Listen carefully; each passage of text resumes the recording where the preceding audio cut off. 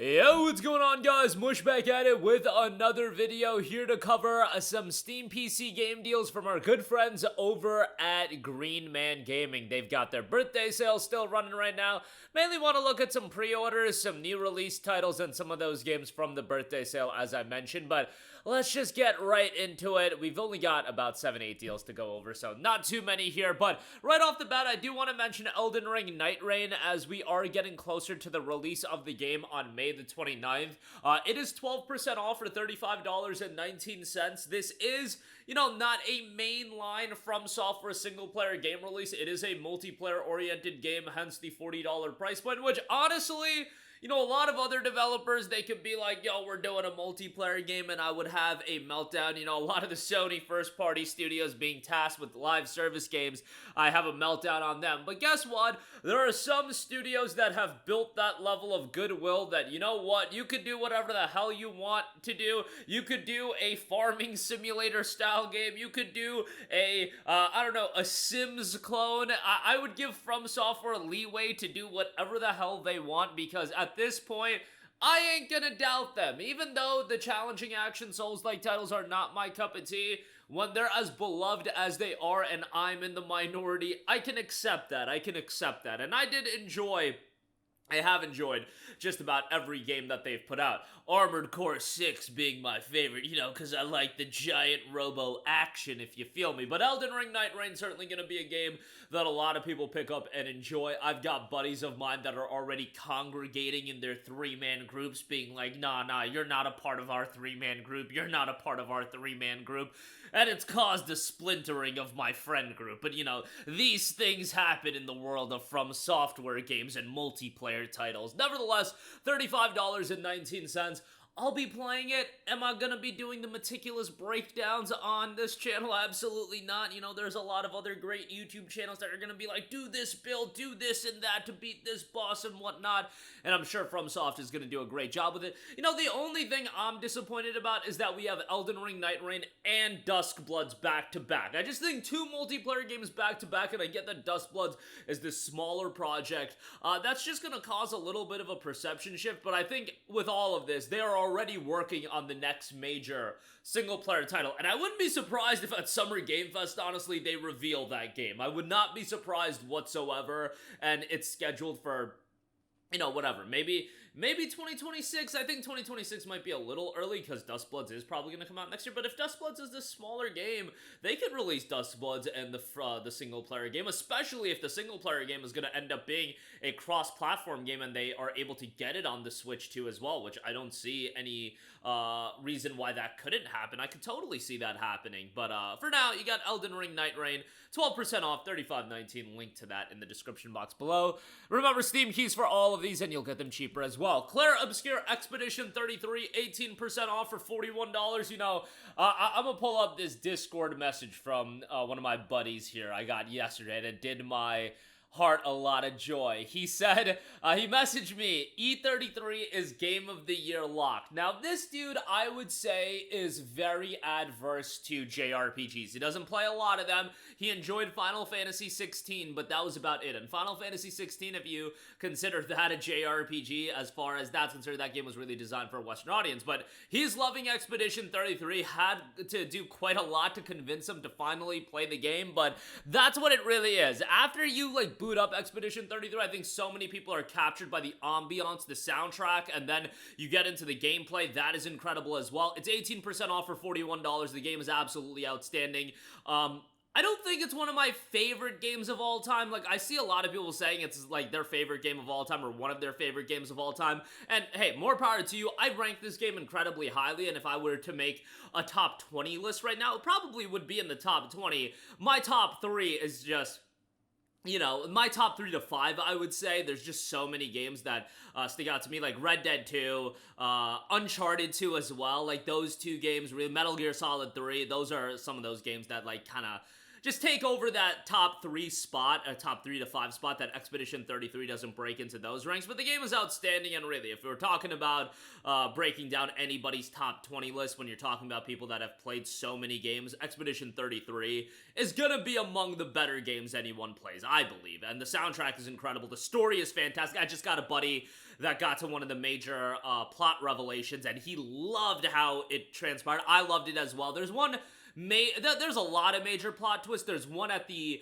latter stage of the game that's a little bit divisive, but the more I talk to people, it seems like a lot of people have loved it. You know, I thought, because I beat the game a lot earlier than a lot of other people did, I thought it was going to be really divisive in the sense that, you know, some people were okay with Last of Us Part 2 with the narrative structure of that game, and, like, I absolutely hated that game, but I thought Expedition 33 was gonna be like that for the latter plot twist, and it really hasn't been like that. I feel like there are some people that were a little tripped out by where it went, but I see the majority of people being like, wow, this was executed really, really well. Whereas Last of Us Part 2, I would say there's a large portion of people where I don't consider it just being some sort of vocal minority that hate that game from a narrative structure standpoint. Expedition 33, I feel like the majority are pretty happy where this game went from a story standpoint. $41, it's tremendous, a lot of content as well, outstanding, and with, you know, Pitchford being absolutely insane with the $80 game take, one of the worst takes of all time. Support these $50 games because they're quite great. Alright, so we mentioned that for quite a while. Let's cover some of these other deals real quickly. S.T.A.L.K.E.R 2, Heart of Chernobyl, particularly for XP members, this is down to sub $40, which I think is a great deal. Non-XP members will have to pay a little bit more. It's $48, but this just got a major patch, and it will be getting more major patches throughout. It's available on Xbox Game Pass. Of course, S.T.A.L.K.E.R Enhanced Edition also came out, and those games are 20% off at GMG. Kind of expensive price points, all things considered, given that those games have been on sale, like all 3 for $10 in the past, so I would say wait for those to be cheaper. But S.T.A.L.K.E.R 2 is a great time, and I would definitely recommend that. Monster Hunter World Iceborne Master Edition, $13.76. I did want to mention this game. I have a funny story tied to it, really not relevant to the game quality. Monster Hunter World is great. You guys probably all know that. If you don't want to spend the $70 on Wilds, I would highly recommend going $13.76 for World and Iceborne. It's still a worthwhile time to go through. Recently, I've been talking to a buddy of mine that doesn't play, like, a ton of video games. Like, he has the select few video games. I would say he's very akin to your average gamer these days, where they have 1 or 2 live service games that they play throughout the year, and then they pick up games every now and again throughout the year, like maybe 3 to 5 games a year. And he was just asking me for a while, like, what games you should play, and I've been recommending him Monster Hunter for, like, quite a while, and then randomly yesterday, he messages me, he's like, yo, Mush, you played Monster Hunter, right? And I got really excited, because I'm like, oh, I'm about to recommend this guy and get him on Monster Hunter. Of course, I was like, yo, I would say, you know, if you don't want to spend $70 on Wilds, get World, it's always on sale, so on and so forth. And I mentioned him all this, and he's just like, yeah, you know what I heard about Monster Hunter players? They're absolute losers. And I'm just like, bro, why you gotta do me like that? Like, I'm okay with being insulted in a wide variety of ways, but when I have the opportunity, like, he figured me out because he knew that he could get me excited by pretending that I was gonna get him into some video game franchise, and then he was gonna sucker punch me with the insult, and I was just like, bro, that worked. That did work, and I don't think I've been so affected by an insult recently in quite a while, where I think my response was literally like, bro, WTF? Because I wrote him like a 1-paragraph response about why he should play Monster Hunter. It's a great game in terms of, you know, just a long day after work, and, you know, the game can be fairly challenging, but it's not like you have to get emotionally invested into a narrative or anything like that. I think it's a pretty good game to play while you listen to a podcast, watch YouTube videos, listen to like I said, listen to podcasts, watch a show even. And I explained him all this in like a lengthy paragraph, and you know me, writing out a paragraph describing something, you know, that's pretty difficult for me, and I just get hit with, yeah, Monster Hunter players are losers. I mean, like, dude, it's such a 5th grade level insult, but it hurt me so bad, and it's just like, you know what, screw you. But for all of you, somebody go buy Monster Hunter World right now, so I can know at least my time, you know, talking up Monster Hunter won't go unjust. So $13.76 for this. Like I said, great deal on this. Definitely worthwhile to check that out. Next up, we got Just Cause 3 XXL Edition, 85% off for $450. Again, XP members will get it a little bit cheaper. Just Cause 3 is great. One of the worst PC ports of all time when it came out. Like, I remember having, like, emotional meltdowns. And I can't believe it's been almost a decade since this came out as well. I still remember, like, playing it and it's just, like, stuttering like crazy, performance issues. Now, there's a lot of chaos in this game as far as an open world game goes. There's a lot of wild things going on. And it's great if you just want to do some absolute destruction and mayhem in an open world. Another game that's worthwhile to play through while you listen to a podcast, because it's not like you're gonna get emotionally invested into one story of Rico Rodriguez. But, you know, I do like Rico as a character, but it's not like he's got this depth to him, and he's just like a fun dude. You just go around, you destroy crap with, and it's a good time. And for this price point, you really can't go wrong. And definitely the best Just Cause game you can pick up. Just Cause 2 at this point's a little dated. Just Cause 4 is not as good as Just Cause 3. 3 is the one that I recommend. Although, Just Cause 4 is still worthwhile to play. It's just not as good as 3. Sleeping Dogs, $3 for non-XP members. XP members will get it for $2 and change. Sleeping Dogs is outstanding. I hope they get that movie adaptation done. It's incredible. It's one of those games that, you know, I would love to get my more casual game player friends into it, like that dude that roasted me about Monster Hunter. But I'm telling you guys, I recommend this dude, Monster Hunter. He's gonna hit me with, the game's too old.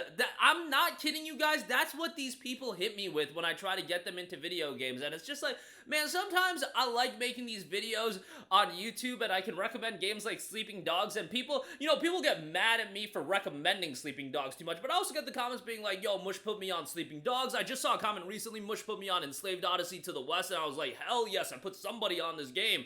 And when I talk to my boys in real life, it's just like, they're fiending on Marvel Rivals or like Diablo, and then they're like, oh dude, what game should I play? There's no games out. And then I recommend them Sleeping Dogs, and they're just, oh, that game is too old. I can't play that game. My RTX 3060 deserves better than Sleeping Dogs. How dare you recommend that to me? So, you know, obviously, I recommend it a lot on this channel. It's a phenomenal game.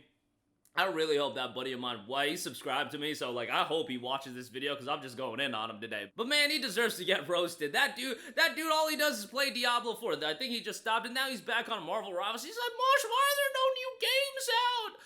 And it's just like, I get hit with this like every week, and it's just like, bro, just go play Sleeping Dogs. All right, $3 on that, great deal there. Hogwarts Legacy, $12.75, great deal. Not a big Harry Potter guy, but I love this game as an open world action RPG, and it is a great time.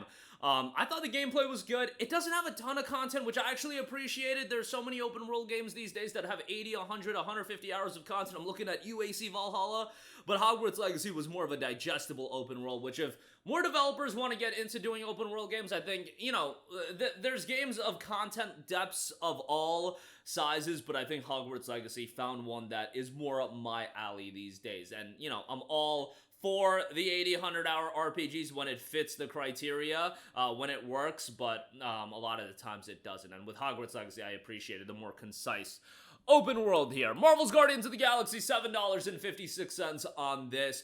Great deals for the Guardians of the Galaxy. Not super into Guardians, or at least I wasn't pre-playing this game, and I loved the characters. I love Rocket and Star-Lord. Their interactions I thought were great. And that's, when I say I like the Guardians, I really just like Rocket and Star-Lord. Like, they carry the Guardians for me, but nonetheless, I think everybody likes Rocket. I mean, I like Guardians of the Galaxy so much that when I played Marvel Rivals initially, like, I just mained Star-Lord for a while, but then, you know, I found how broken Hawkeye was, and I dropped Star-Lord like a bad habit, you know what I'm saying? They nerfed Hawkeye, unfortunately, but Guardians of the Galaxy is great. Narratively is a quality game, visually is great, soundtrack is solid, and worthwhile pickup, especially at this price point. And then lastly, Resident Evil 4 Gold Edition, $25.49. Great game here. RE4 is one of my favorite games of all time. You know, I was talking about my top 3 to 5 games of all time. I don't think RE4 would be in the top 5, but top 10, top 15, I think RE4 would sneak its way onto there. Resident Evil 4 is just absolutely outstanding, and I thought this remake was incredibly well done.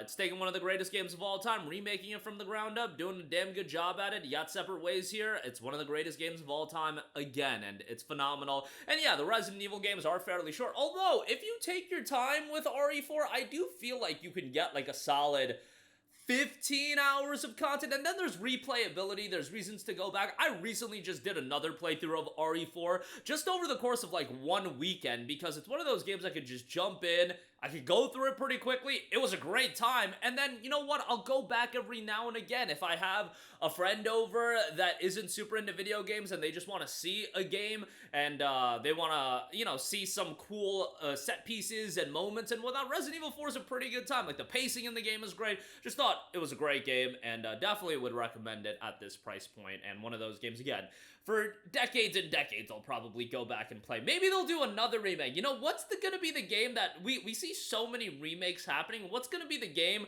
that has the remake of the remake? I don't know if that's gonna happen in my lifetime. I mean, I would have to say probably towards the end we'll get like the Resident Evil 4 remake version 2 or something like that. I mean, that would be pretty humorous, but probably not for a while. But that'll do it for me. Again, a lot of great games available right now at great prices. I know I rambled a lot in this video, but sometimes we gotta spice up these deals videos, and I gotta go on my tangents. The links are always in the description box below, so if you just want to skip my jargon, you can always go down there. That'll do it for me. Let me know all of your thoughts in the comment section down below, and as always, guys, thanks for watching. Now, I will catch you guys in the next one. Peace out.